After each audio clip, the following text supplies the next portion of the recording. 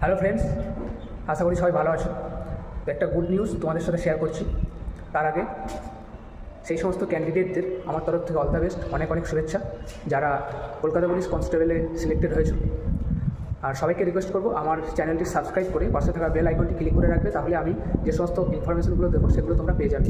ডব্লিউপির নতুন রিক্রুটমেন্ট নিয়ে দু চার কথা বলছি, তো তোমরা ভালো করে শুনে নাও। তো দেখো, নেক্সট ফেব্রুয়ারি মাসের শেষের দিকে বা মার্চ মাসের ফার্স্ট উইকের মধ্যে তোমাদের সামনে আবার একটা হিউজ ভ্যাকেন্সি আসছে। ঠিক আছে, ডব্লিউপি প্লাস কেপি, অর্থাৎ West Bengal police constable plus Kolkata police constable এবং কলকাতা পুলিশের সাব ইন্সপেক্টর অ্যান্ড সার্জেন্ট।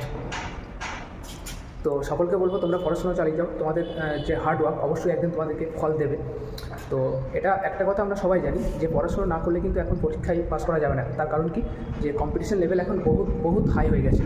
তাই সকলকে আরেকবার রিকোয়েস্ট করবো তোমরা অবশ্যই পড়াশোনা চালিয়ে যাও। থ্যাংক ইউ বন্ধুরা।